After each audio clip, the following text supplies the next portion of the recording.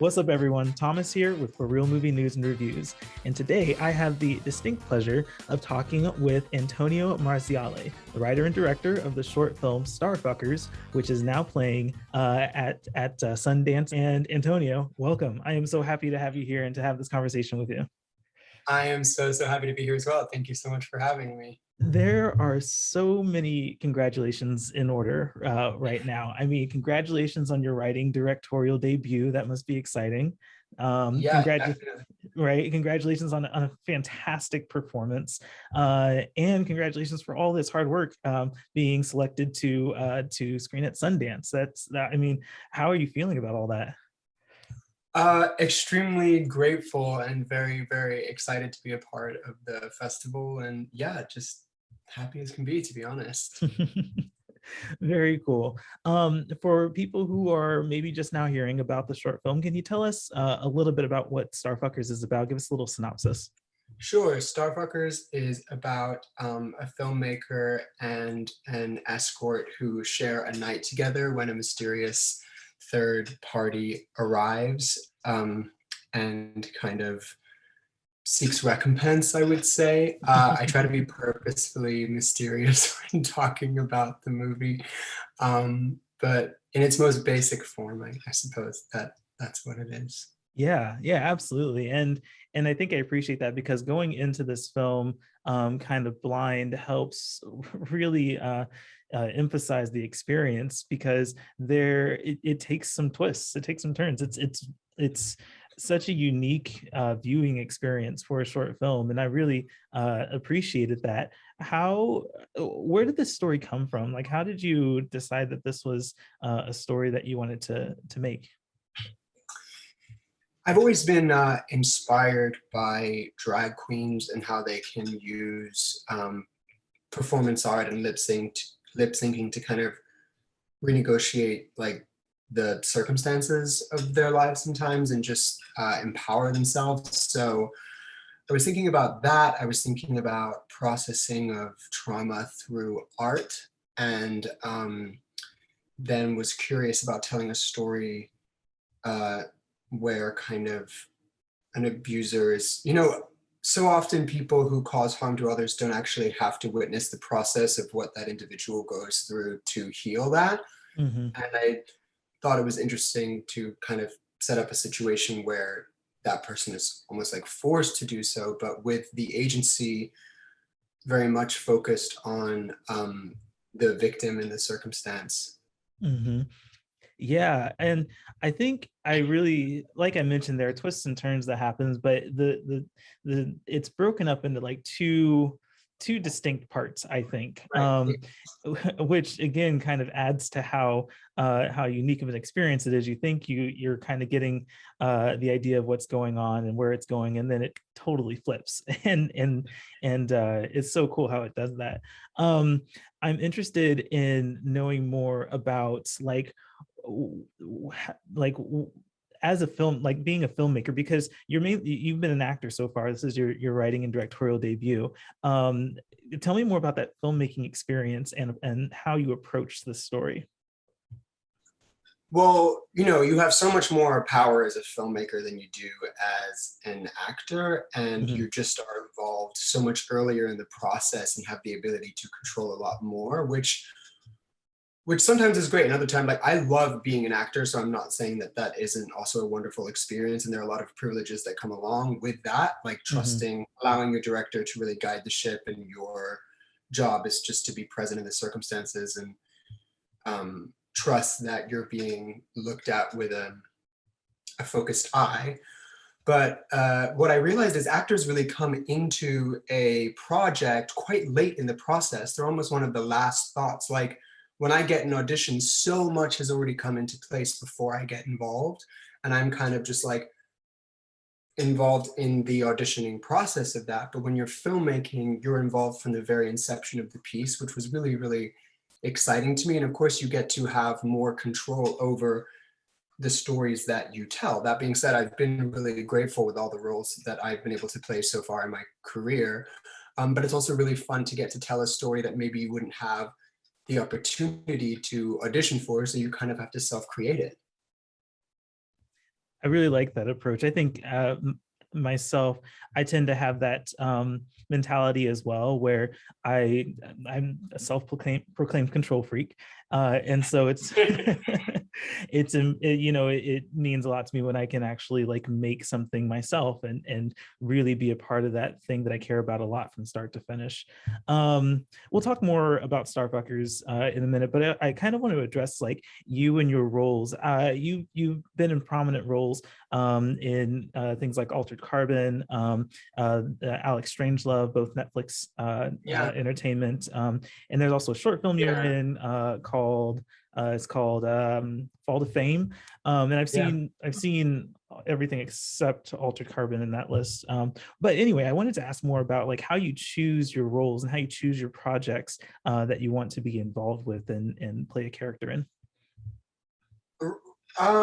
Well, to be honest, as an actor, you kind of just get auditions and Mm, put yourself on tape for them. Now, there are definitely certain projects that you fight for more and obsess mhm. over, and some of them you get, and some of them you definitely don't get. Well, So, tell me more about that. What are the ones sure. that you fight for? What are the ones that you're like you're Well, like going a after? great example is Alex Strangelove, because I felt the Mhm, project was quite close to me and something that I felt um, would have been a movie I wanted to see as a kid. And mhm, so I do get, to be honest, quite nervous auditioning. I find it very like unnatural to be in a room with fluorescent lights and kind mhm, of like having to act with somebody you don't know, sometimes doing really vulnerable scenes. But when you're on set and everything else is set up perfectly, you really just kind of have to be present and be there, and everything else kind of take care of itself.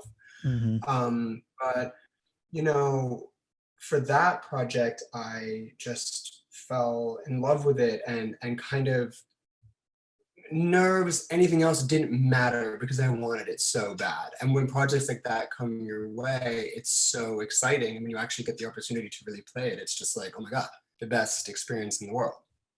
Yeah, yeah, absolutely. And all your projects, I think, I mean, you're such a magnetic component to every scene that you're in. And of course, Starfuckers is no exception here. In fact, it's probably the epitome of that. But yeah, I appreciate it because it seems like, and I said this in my review, it seems like you are very passionate about the roles that you take and you're very invested into them. And I think that comes through in your performances. So um, Thank you very much. yeah, so that's fantastic. Back to Starfuckers. And again, I like you said, I don't want to give too much away here. Yeah, But there is a drag performance. there um, it is. I know, we've got to give that away already. there is a drag performance, and it's so it's so good. It really, I can't express enough how much I really loved this performance from you. Tell me more about approaching that performance and how you stitch that together, because it it really does a good job hammering home the point you're trying to make, but there's also so much drama to it. And Yeah. so yeah, tell me more about that. I wish I could tell you kind of how it came about. Sometimes my brain operates in really strange ways, but I wrote out all the text for the lip sync, and then I went in with a recording producer and recorded all the voices.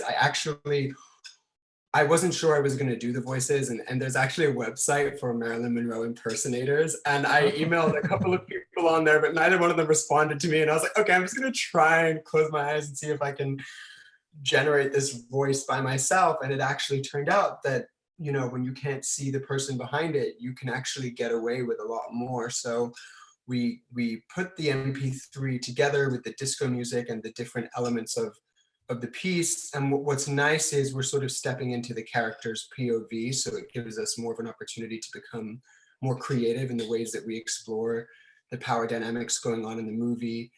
Um, so we put that all together, and then I actually sent that MP3 along with the script to the creative team, which really helped people get into my head and get into the world that we were trying to generate. And I think it also helped get more buzz around the piece because it's quite like it definitely puts you in the world better than just reading it on the page.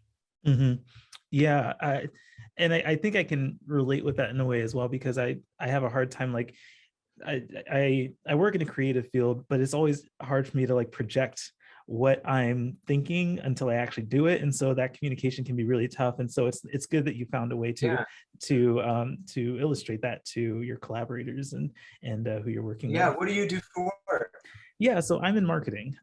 So I Okay. do graphic design, video production, Oh, cool. photography, just a whole bunch of different things. And Amazing. yeah, and it's a lot of fun. It's what I went to college for. It's what I love doing. And it also helps me be at least a little bit more successful with exposure for my website. So Yeah. yeah, it's a fun thing.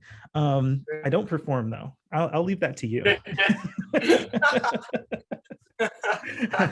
Not a performer. There are much more talented people in that, like you. But yeah. So I one thing that I really really liked about this film, and that I appreciate in film in general, are long takes.